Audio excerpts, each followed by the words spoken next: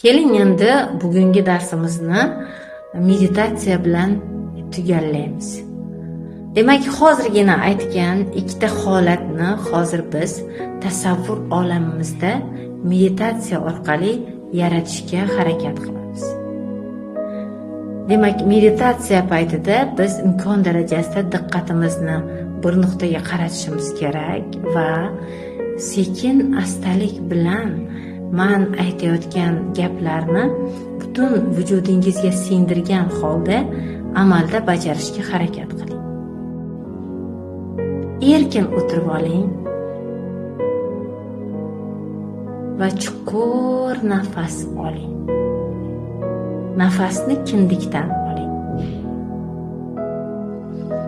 3-4 martagacha. Nafas olamiz, nafas chiqaramiz. Ko'zlarni to'g'riga qaratib yumamiz.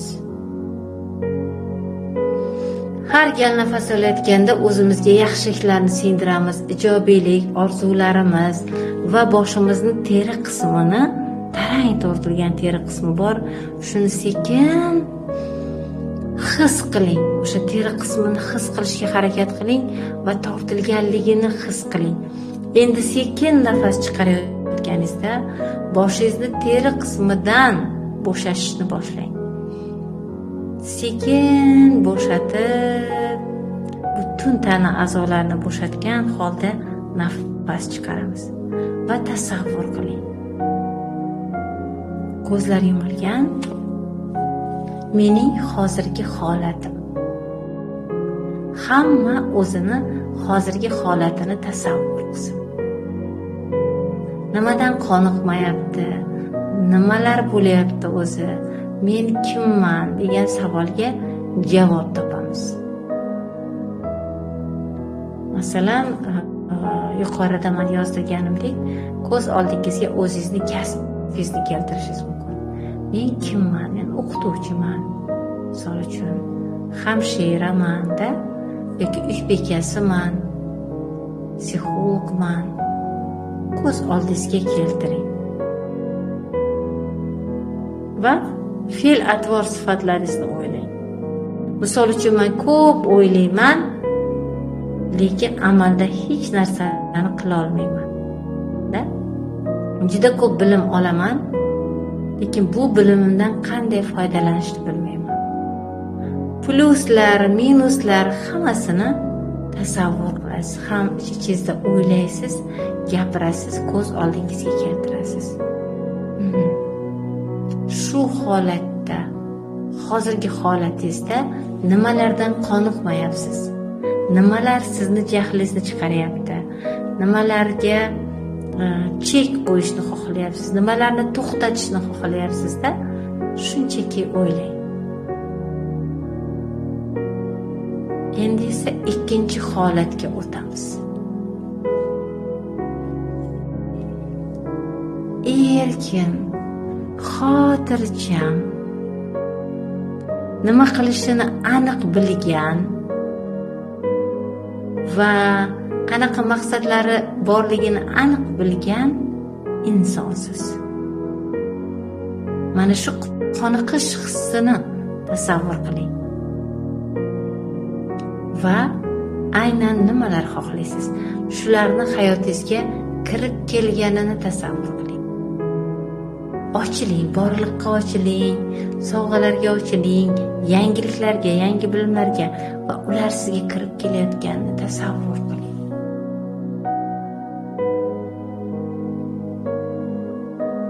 Har tasavvur qilganingizda bu dunyoning mo'jizalari, bu dunyoni biz bilib bilmagan sirlari borligini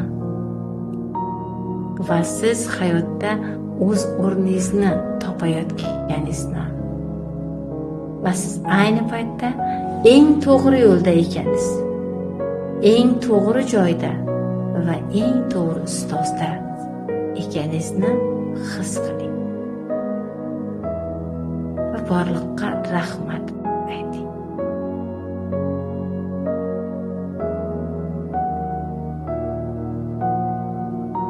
va shu bilan birga tavbalarimni qabul ayla deb Allohga yolboring. Chunki bizni har qanday vaziyatdan qutqaruvchi yolg'izgina Allohimiz. Demak, tasavvur qildingiz va mana shu arosatdagi holatni ham his qiling butun vujudingiz bilan. Hali yuqorida aytganimdek, tashqi hayotingizda kulib, ichki hayotingizda norozi bo'lib yashayotgan bo'lsangiz, demak ikkalasini uyg'unlashtirishingiz kerak. Norozilik kuchayib ketgan. Men shunaqaman. Men shunaqa xatolar qildim. Men shunaqa misol uchun talab qo'yaman. O'zingizni hamma minuslaringiz bilan birgalikda qabul qiling. Va endi yordamga ochilish praktikasi desak bo'ladi. Mayli, siz eng zo'r o'zini ishini ustasi bo'lgan insonsiz. Lekin sizni nima bo'lganda ham ehtiyojlaringiz bor va 100% hamma ehtiyojingizni bir o'zingiz ulgurmasligingiz mumkin yoki o'sha ustasiga o'xshatib qila olmasligingiz mumkin. Biz ochilishimiz kerak, biz tan olishimiz kerak kamchiliklarimizni. Demak, xotirjamlik bilan siz ishni o'sha yoningizdagi ishlayotgan insonga topshiring. Ochiqlik bilan, rozilik bilan, ishonch bilan topshiring. Qaysidir qismini, ishlarimni qaysidir qismini senga topshirdim. Birgalikda qilamiz. Yordam berasan.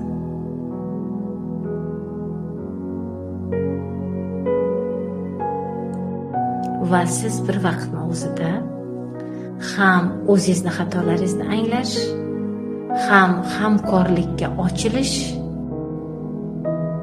ham mana shu problemani farqi yo'q, qanaqa problema, qanaqa bo'lsa ham o'ziga yoqmagan vaziyat deylik. Vaziyatni o'zgartirish uchun eng avvalo sizni miyangizdagi to'g'ri fikrlar, ishonch va mana shu imkoniyatdan to'g'ri foydalana olish. Agar sizda hozir chet elga borish imkoni yo'q, mayda ishlar bilan shug'ullanib yurgan bo'lsangiz yoki kimdir sizga imkoniyat berdi, keling birga ishlaylik, yo'q deb отказ bergan bo'lsangiz, demak siz eng zo'r imkoniyatni qo'ldan boy berdingiz. O'zi odatda borliq bizga aynan kerakli insonlarni yuboradi vaqtida. Agar biz ulardan yordam so'ray olsak, biz ular bilan birga hamkorlikda ishlay olsak. Lekin afsuski, ko'pchilik bunaqa belgilarga bee'tibor bo'ladi yoki o'sha insonni o'z vaqtida qadriga yetmaydi. O'z vaqtida qadriga yetmaslik ham insonlarga juda ko'p muammolar olib keladi. Bu haqda albatta keyingi darslarimizda, podkastlarimizda, videolarimizda batafsil ma'lumot berishga harakat qilaman, lekin bugungi eng asosiy amaliyotlar mana shu edi. Hozir biz meditatsiya jarayonida ichki olamimizdagi juda ko'p sifatlarni topib oldik. Ya'ni tasavvur qilayotganimizda, kimnidir maqtayotgan paytimizda ichimizdan qarshilik keldimi? Yoki tasavvur qilganimizda biz hech narsani ko'ra olmadikmi? Qanday bo'lishimiz kerakligi haqidagi aniq namunani hali ham tuzib chiqmaganmizmi? Hali ham yozib chiqmaganmizmi? Mana shu narsalarni hammasini yaxshilab ko'rib chiqishimiz kerak, o'rganib chiqishimiz kerak va albatta hayotda qo'llab o'zimiz kutgan natijalarga erishish imkonimiz bor. Sog' bo'linglar, salomat bo'linglar va keyingi darsimizda ko'rishguncha